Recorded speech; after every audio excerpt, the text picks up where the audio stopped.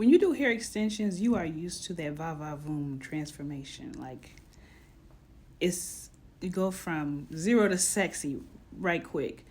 And it is also like a symbol of status, because it's like, you can afford that high end hair extensions. It's a symbol of status. And even though hair extensions, high end hair extensions and non surgical hair replacement, the pricing could be parallel, it is more accepted to get hair extensions in the public.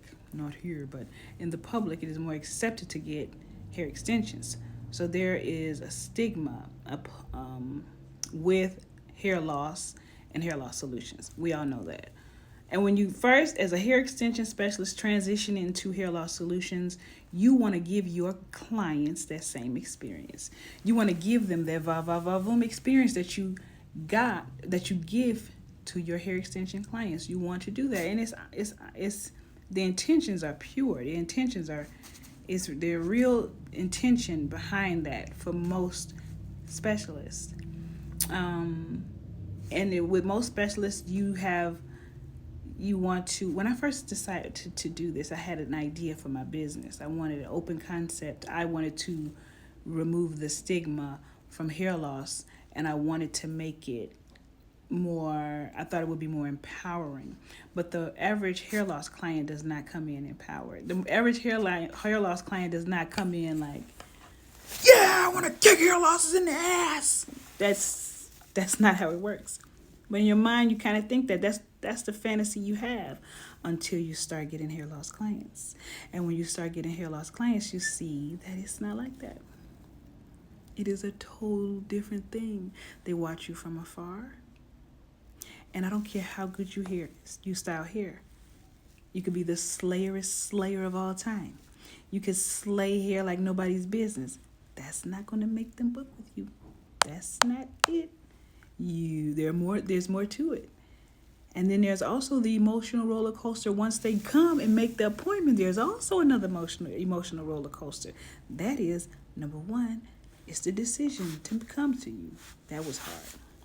Then when they get the hair, is it too much? Is my husband going to notice? Is my sister going to notice? What are they going to say at work? What are my friends going to say? That's another hump that they have to get over. And then once they get into the groove and they feel like hot mamas, when they feel like a true hot potato, then they feel another realm of anxiety.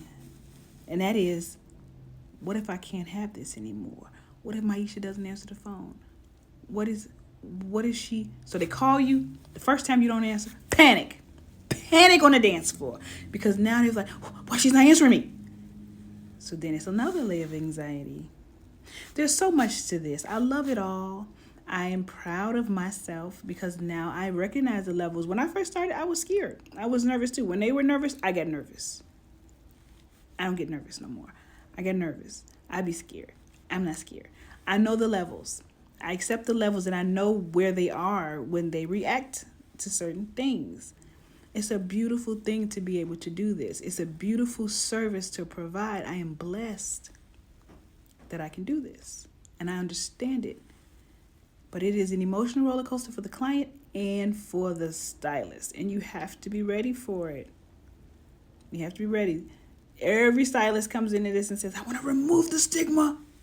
And you can. You can. But they are going to, instead of you removing the stigma all across the world, like your mind tells you, because we are creatives. We think we're going to change the world. You will. One client at a time, not the way you think.